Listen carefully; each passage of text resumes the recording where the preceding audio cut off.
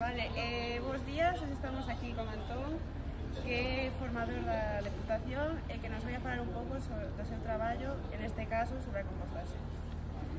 Imos realizarche unhas preguntas. Venga. Vimos empezar coa primeira e estamos enterados de que hai un programa de Deputación que se chama Ponte a Cero. Entón, se nos podrías explicar un pouco que consiste? A ver, en realidade este é a continuación dun proxecto que se empezou fai 8 anos.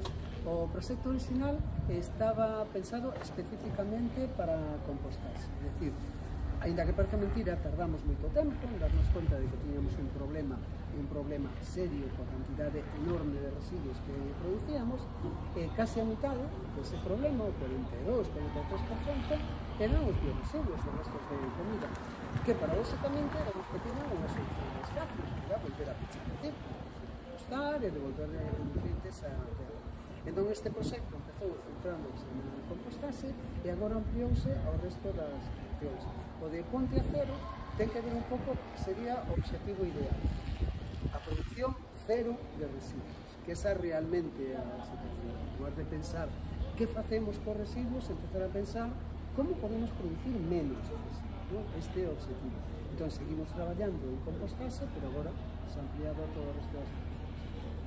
Pues pasando a pregunta, seguimos falando sobre estos compostajes. ¿Sabes si algún compostaje o un proyecto está financiado por algún fondo de la Unión Europea? Que hai un montón de fondos europeos en xeral para a xestión de residuos. Ademais, entrando por moitísimas líneas. Por exemplo, hai moitas líneas da Unión Europea nos proxectos de descarbonización que teñen que ver tamén coa fracción orgánica e demais. Moitísimas líneas de actuación. O problema dos fondos comunitarios é que moitas veces pérdense moitos fondos por descoñecemento, por non saber que existían, cando en realidade a Unión Europea ten un servicio de información cidadá asilísimo, é dicir, se te pos en contacto coa Oficina de Medio Ambiente da Unión Europea, con ese 11, explican todas as líneas de axudas que hai para fomento de descarbonización, xestión asentada de residuos, mellora ambiental, e especialmente para centros de ensino, para proxectos que ademais teñen a componente educativa, insentes cantidades de dinero, xa te digo, se perden moitas veces por desconocimiento. Vale, continuamos un pouco na mesma liña. Queríamos saber de que forma, o sea, como aposta a Deputación para a compostaxe do que é a provincia de Pontevedra. Pues a ver, este proxecto, xa vos digo, empezou con compostaxe, partía de intentar, primeiro, descentralizar a xestión, é dicir, que os concellos foran parte da resolución dos seus problemas nos seus propios territorios. Por unha parte tamén de todo o que é o reloj do impacto ambiental que ten a producción de residuos e que a xestión mayoritariamente en Galicia está centralizada. Entón, claro, é absurdo que un cultivador verde en Vigo teña que ser recollido por un camión que o leve a unha estación de tren, que o leve a 150 km para que sexa desetado, incinerado en parte, etc. Solo ese gasto de transporte é unha absoluta barbaridade. Entón, as directivas europeas o que decían era que, aparte de unha gestión ambientalmente responsable dos residuos, tiña que ser o máis cercana posible ao punto onde se produce. Bueno, este proxecto da Diputación tiña ese aspecto, é dicir, que os concellos procesasen aí a súa propia materia orgánica. Empezou por varias fases.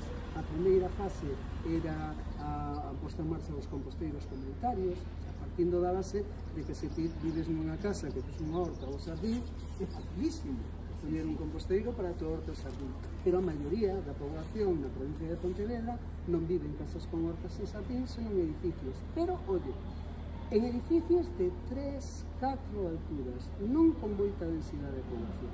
Por lo tanto, escollendo un grupo destes edificios, en función das familias que quisieran participar, se instalaban os composteiros comunitarios. Bueno, paralelamente a isto, viña o reparto de composteiros individuales para as vivendas unifamiliares, que é a parte máis sencilla. Todo isto acompañado de explicación, como as que ten que facer, cosas que ten en conta e demais.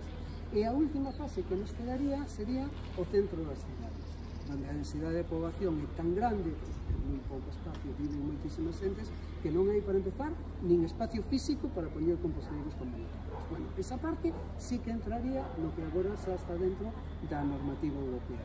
un novo contedor marrón, para recoller especificamente a fracción orgánica para ir a unha planta comarcal de compostaxe que debe estar a menos de 50 kilómetros de donde se producen esos residuos. Bueno, o proxecto empezou con estas dúas fases, a instalación de composteiros individuales e de composteiros comunitarios, e agora a terceira fase xa excede o proxecto porque é simplemente aplicación da normativa europea. Entón, vamos con a seguinte pregunta. Poderías decirnos cales son os objetivos da formación sobre compostaxe na educación que vences teñen as características? A ver, cando empezaron estes proxectos, o que tiñamos clarísimo é que nos non íbamos a traballar con residuos, íbamos a traballar con persoas. Todos estes proxectos parten dunha base fundamental, a participación. Que ti podes poñer todos os recursos técnicos, materiais, humanos, podes encher de contedores o universo. Se non consigues que realmente as persoas se impliquen e realmente se convenzan de que é positivo facer unha xestión aceitada dos residuos da materia orgánica, por exemplo, é dicir, é un beneficio ambiental, é un beneficio económico e ademais é un beneficio persoal, porque te implicas en resolver un problema do que eres parte da súa xeración. Entón, cando naceu este proxecto, se tiña claro que tiña que haber un departamento específico de educación. En realidad non só de educación, todos os instrumentos sociais, o que se chama agora CECO, comunicación, educación, concienciación, participación. Nos centros de ensino tamén, pero non son os centros de ensino, sino tamén as asociacións vecinais e tal. Entón, o proceso de Diputación foi ponerse en contacto co CEIDA, o Centro de Extensión Universitaria de Divulgación Ambiental, que é o centro de referencia de educación ambiental en Galicia, participado por a Consellería de Medio Ambiente, Universidade e demais, e o equipo educativo do CEIDA, pues, que empezamos a desenvolver a parte educativa deste proxecto, porque era fundamental, insisto, sin implicación, sin participación, é unha entidade. A participación e a concienciación é a base para que funcione. Vale, aproveitando que estamos nun ámbito educativo, nun instituto, esta é unha pregunta máis como dunha visión personal. Ti crees que os adolescentes saben o que é a compostaxe? E a practican? Pola conta que nos teñen que empezar, porque vamos anos dando a turra. Entón deberían, pola conta que a ver, cada vez máis, mira,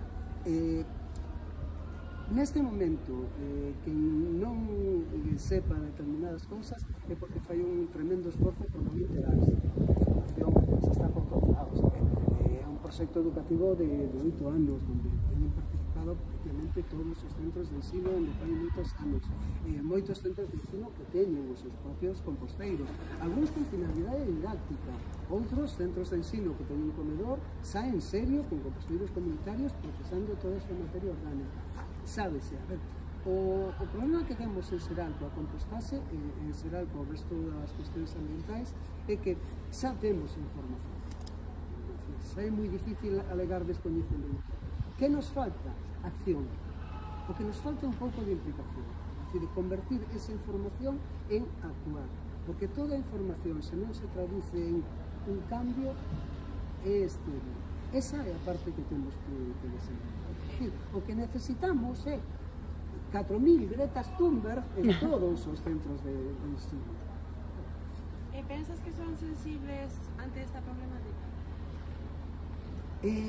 Aquí sí que se nota o efecto Greta Thunberg. Mira, cando se empezaba a falar do horizonte temporal de toda a crisis ambiental, cambio climático, producción de residuos e demais, eu recordo que sempre se decía, a ver, nos máis ou menos vamos a ir tirando, pero os nosos netos se van a encontrar en unha crisis ambiental seria. Despois empezamos a cortar, bueno, vamos a ver, nos máis ou menos ben, pero os nosos fillos e as nosas fillas se van a topar unha solución, unha situación complicada. Vos sodes os nosos fillos e as nosas fillas, lo siento, tocou. Vos se toparedes con esa situación complicada. Entón, o aporte dese marco temporal é o que está facendo movimentos como Fridays for Future, como cada vez máis a xente nova se está implicando, é porque xa estades tomando conciencia de que dentro de non demasiados anos podedes empezar a sufrir as consecuencias realmente duras da crisis ambiental. xa non queda este consuelo de decir, bueno, os nosos netos, bueno, se busquen la vida, non que nos vai a tocar. O sinto, porque esa herencia de merda pola deixamos nós, a nosa salvación, perdón, pero vos vai a tocar, por eso sí que cada vez hai máis agitación.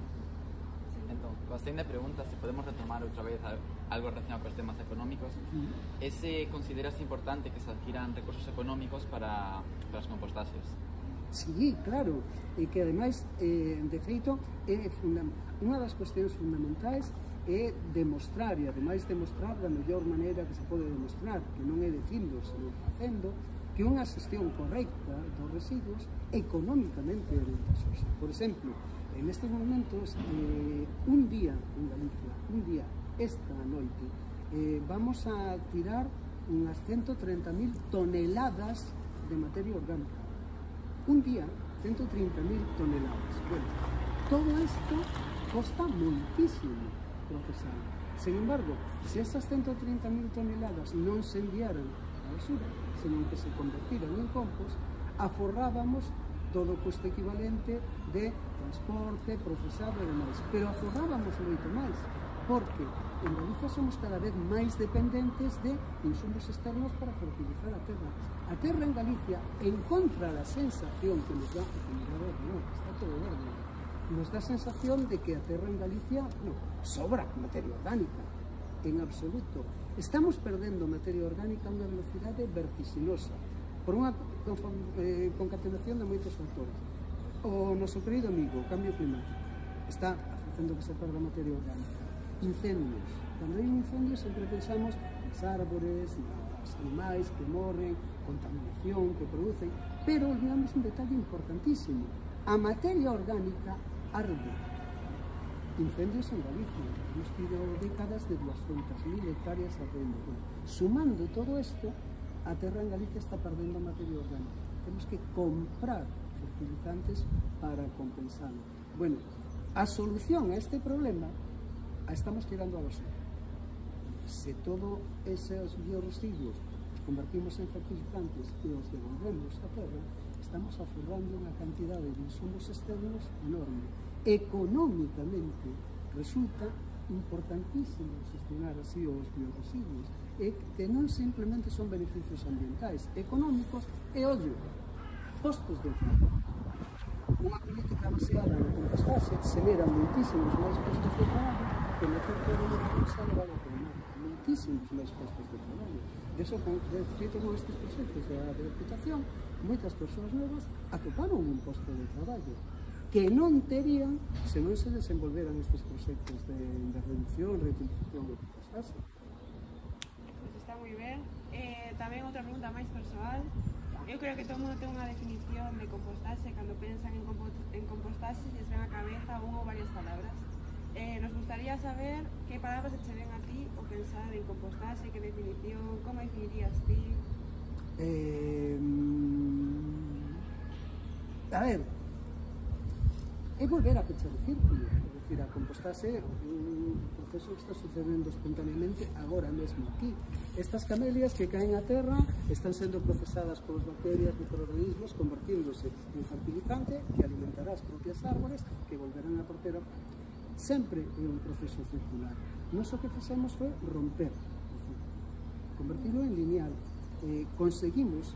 Seguimos extraendo alimento da terra, pero non devolvemos alimento á terra. Entón, en poucas palabras, sería volver a pechar o círculo, devolver alimento á terra que nos alimenta e que nos dá de respirar. O sea, como un recurso de alimentación e unha forma de pensar círculo. Todo o que nos sirve de alimento sae da terra. Unha boa parte do aire que respiramos sae da terra. É volver a pechar o círculo. Na natureza todos son procesos circulares. Non hai nada na natureza que un animal ou unha planta se desfaga del como un residuo que outro animal ou outra planta non o necesite vitalmente. O concepto basura é un concepto que inventaba a nosa civilización. Na natureza non existía. Non pode existir a basura nun planeta vital.